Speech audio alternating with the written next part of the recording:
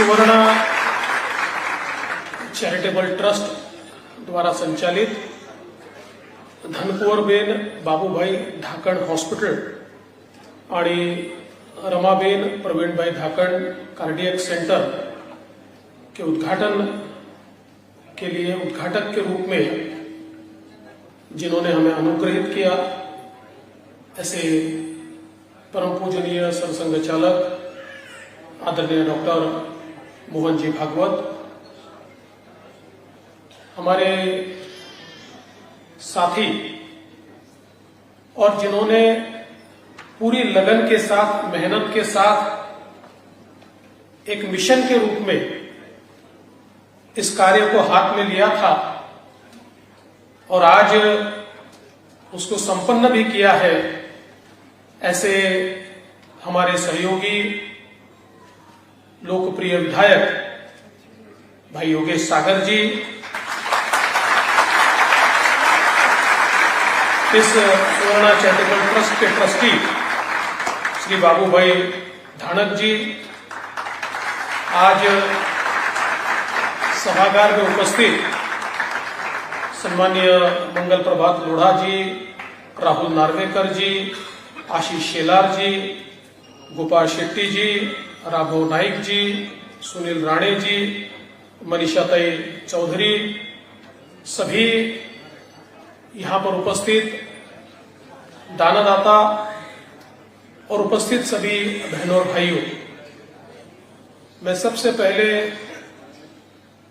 सुवर्ण charitable trust और विशेष रूप से योगेश सागर जी का हृदय से अभिनंदन करना चाहता हूं कि उन्होंने एक बहुत ही सुसज्जित इस प्रकार का हॉस्पिटल आज उसका लोकार्पण किया है। हम लोग हॉस्पिटल देखने के लिए गए थे और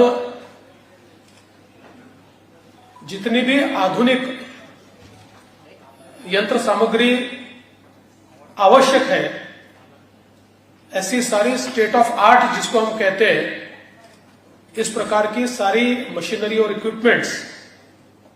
हॉस्पिटल में देखने को मिले। अत्याधुनिक कैथलैब से लेकर तो हार्ट लंग मशीन तक सारे फैसिलिटीज वहां पर हमको देखने को मिली। विशेष रूप से जो ऑपरेशन थिएटर्स तैयार किए हैं वो बहुत ही आधुनिक है और सबसे महत्व की बात यह है कि गरीब से गरीब जो पेशेंट है उसकी भी जो व्यवस्था है, जिसको जनरल वार्ड कहा जाता है, तो योगेश जी ने कहा कोई जनरल नहीं होता, सब स्पेशल है हमारे लिए, इसलिए उन्होंने उसको इकोनॉमी वार्ड कहा और उसमें भी जो व्यवस्था की गई है वहां पर भी वो वार्ड भी वातानुकूलित इस प्रकार का वार्ड है। वहां की भी सारी सुविधाएं ये बिल्कुल अच्छे तरीके से उन्होंने तैयार की है। तो कुल मिलाकर अगर हम ये कहें कि चैरिटेबल हॉस्पिटल में कोई भी व्यक्ति आएगा तो उसकी सांपत्तिक स्थिति कैसी भी हो, गरीब हो, मध्यम वर्गीय हो या अमीर हो, सभी को एक जैसी ट्रीटमेंट वहां पर मिलेगी, ये व्यवस्था योगेश भाई ने की है। जैसा हमने सुवर्ण चैरिटेबल ट्रस्ट का इतिहास देखा, एक लंबे समय से कार्यरत इस प्रकार के ट्रस्ट है और एक छोटा हॉस्पिटल, फिर डायलिसिस सेंटर, यहां से लेकर 2019 में जब योगेश भाई के कांधों पर ट्रस्ट की जिम्मेवारी आई और उन्होंने तय किया कि 140 बेड का या अत्याधुनिक इस प्रकार का हॉस्पिटल वो तैयार करेंगे, तो एक बहुत बड़ी जिम्मेवारी थी और अक्सर वो मुझसे चर्चा करते थे तो उनके मन में यही चिंता होती थी कि जिम्मेवारी तो मैंने ली है लेकिन क्या मैं इसे पूरी कर पाऊंगा। और एक स्वयंसेवक कैसा होता है, तो योगेश भाई ने जब उनके मन में ये शंका थी कि इसके लिए मैं पैसा खड़ा कर पाऊंगा कि नहीं, उस समय उन्होंने ये भी प्लान तैयार किया था कि समय पर पैसा नहीं आया तो मैं अपना घर भी बेच दूंगा लेकिन इसको मैं पूरा करूंगा। ये समर्पण की वृत्ति के साथ उन्होंने इसको तैयार किया। और अक्सर जब एक समर्पण की भावना से हम लोग कोई भी अच्छा काम हाथ में लेते हैं तो मैं ऐसा मानता हूं कि दुनिया में अच्छे कार्यों को मदद करने के लिए अक्सर लोग आगे आते हैं, दानदाता आगे आते हैं। और उसी प्रकार से सारे दानदाता ये सामने आए और आज इतना अच्छा कार्य यहाँ पर खड़ा हुआ। जिन दानदाताओं का हमने स्वागत किया है मैं उनका भी अभिनंदन करता हूं और जिन्होंने 11 रुपए भी दिए हैं उनका भी उतना ही अभिनंदन करता हूं, क्योंकि मन में यह भावना महत्व की है कि एक अच्छा कार्य हो रहा है, इस कार्य में मेरा भी समर्पण होना चाहिए। तो समर्पण की भावना से ये हॉस्पिटल यहां पर तैयार हुआ है और इसमें गरीबों की सेवा करना ये तो उद्देश्य है ही, लेकिन साथ साथ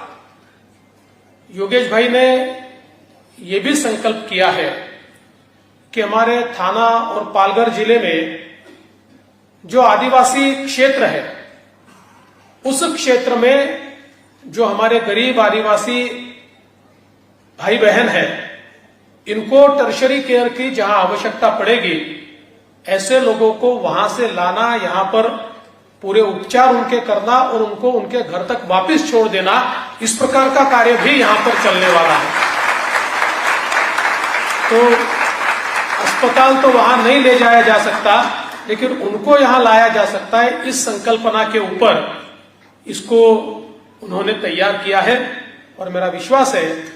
कि इस संकल्प को भी वो पूरा करेंगे। वैसे तो चैरिटेबल हॉस्पिटल है और अब आपने ये देखा भी योगेश भाई कि जब आप लोगों को आह्वान करते हैं तो लोग आगे आकर मदद भी करते हैं। तो मुझे ऐसा लगता है कि अब चैरिटेबल हॉस्पिटल में चैरिटी के अंतर्गत कुछ तो काम हमको करना पड़ता है, कुछ कंपल्शन भी है, लेकिन उस कंपल्शन से आगे जाकर आप गरीबों के लिए भी एक फंड तैयार कीजिए और उस फंड के माध्यम से जो लोग चैरिटी के बेड्स नहीं पाए लेकिन गरीब है उनको वापस नहीं भेजना पड़े, उनको भी पूरे उपचार इस प्रकार के फंड के माध्यम से आप कर पाए तो मुझे ऐसा लगता है कि आपके मन में जो संकल्प है उस संकल्प को आप निश्चित रूप से पूरा कर पाएंगे। आज महाराष्ट्र में नई सरकार के आने के बाद हम लोगों ने यह तय किया कि जिस प्रकार से आदरणीय प्रधानमंत्री मोदी जी ने गरीबों के लिए 5 लाख तक प्रधानमंत्री जन आरोग्य योजना शुरू की और 5 लाख तक उनको इलाज मुफ्त में देने का निर्णय किया। अब महाराष्ट्र में भी हम लोगों ने, हमारे यहाँ पर महात्मा फुले जन आरोग्य योजना हम चलाते थे जिसमें 1.5 लाख तक हम इलाज मुफ्त करते थे। अब हमने भी महात्मा फुले जन आरोग्य योजना को 5 लाख तक मुफ्त इलाज के लिए तैयार किया है और इससे पहले हम लोग करीब 6 करोड़ लोगों को इस योजना के तहत लाभ देते थे, लेकिन अब महाराष्ट्र सरकार ने इस योजना को यूनिवर्सल बनाया है और महाराष्ट्र के हर नागरिक को अब इस योजना के तहत हमने लाया है। पूरे 12 करोड़ लोगों को हम लोग चयनित हॉस्पिटल्स में और करीब 1200 से ज्यादा बीमारियों के लिए 5 लाख तक का इलाज मुफ्त देंगे, इस प्रकार का ये निर्णय अपनी नई सरकार ने यहां पर लिया है। और मैं ये चाहूंगा कि योगेश भाई, केंद्र सरकार की योजना तो आप ले ही, साथ में महाराष्ट्र सरकार की योजना के लिए भी आप अप्लाई करें, तो निश्चित रूप से इस हॉस्पिटल को महात्मा फुले जन आरोग्य योजना में भी हम लोग एम्पैनल करेंगे, ताकि ये जो गरीबों की सेवा का भाव इस चैरिटेबल हॉस्पिटल के माध्यम से आपने शुरू किया है, उस भाव में सरकार की भी मदद आपको निश्चित रूप से मिलेगी और इस भाव को हम लोग आगे ले जाएंगे। मुझे पूरा विश्वास है कि हमारे योगेश जी को मैं इतने सालों से जानता हूं और जिस कार्य को हाथ में लेते हैं उसमें अपनी पूरी श्रद्धा और निष्ठा रखते हैं और पूरी क्षमता के साथ वो काम पूरा करते हैं। मैं ऐसा मानता हूं कि समर्पित कार्यकर्ता ये बहुत कम दिखाई पड़ते हैं, लेकिन समर्पित कार्यकर्ताओं का अगर हम विचार करें तो मेरे सामने योगेश भाई का नाम आता है, जो हर काम पूरे समर्पण के साथ करते हैं। और इसलिए भाषण देना तो आसान होता है, लेकिन उसको कृति में लाना कठिन होता है। लेकिन आज योगेश भाई ने अपने भाषण में जिन शब्दों का उपयोग किया, उन सारी चीजों को अपने कृति में लाने का काम योगेश भाई करते हैं। इसलिए मैं ऐसा मानता हूं कि उनका जो चरित्र है वो दुर्लभ है और एक राजनेता के साथ साथ अपनी सामाजिक भावना को उन्होंने हमेशा जागरूक रखा है और सेवा का जो मंत्र एक स्वयंसेवक के रूप में उन्होंने बचपन से सीखा, उस मंत्र को ही लगातार यथार्थ में लाने का प्रयास ये योगेश भाई करते हैं। इसलिए मैं योगेश भाई आपको और सुवर्णा चैरिटेबल ट्रस्ट की पूरी टीम को बहुत बहुत शुभकामनाएं देता हूं। ऐसे ही श्रद्धा के साथ और आपने जो प्रामाणिकता भरी है, उस प्रामाणिकता के साथ आप आगे भी कार्य करते रहिए और मेरा विश्वास है कि आशीर्वाद ईश्वर का आपको मिलते रहेगा, अच्छा कार्य आपके हाथ से होता रहेगा और सेवा कार्य की प्रेरणा जिस विचार से हमको मिली है,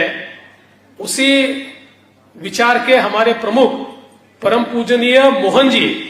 ये उद्घाटन के लिए आए हैं। तो मोहन जी जब उद्घाटन को आते हैं तो ये हमारे लिए गौरव की बात तो है ही, लेकिन मैं ऐसा मानता हूं हमारे लिए जिम्मेवारी की भी बात है, क्योंकि उनके हाथों से जिस कार्य का उद्घाटन हुआ है उसमें श्रद्धा का भाव और सेवा का भाव कभी भी कम न हो, ये भी हम लोगों को जिम्मेवारी के साथ देखना होगा और वो आप करेंगे, ये विश्वास मैं व्यक्त करता हूं। फिर एक बार आपका अभिनंदन करता हूं, पूरी टीम का अभिनंदन करता हूं और इस अच्छे कार्य में आपने मुझे बुलाया, इसलिए आपका आभार व्यक्त करते हुए अपने शब्दों को विराम देता हूं। जय हिंद, जय महाराष्ट्र।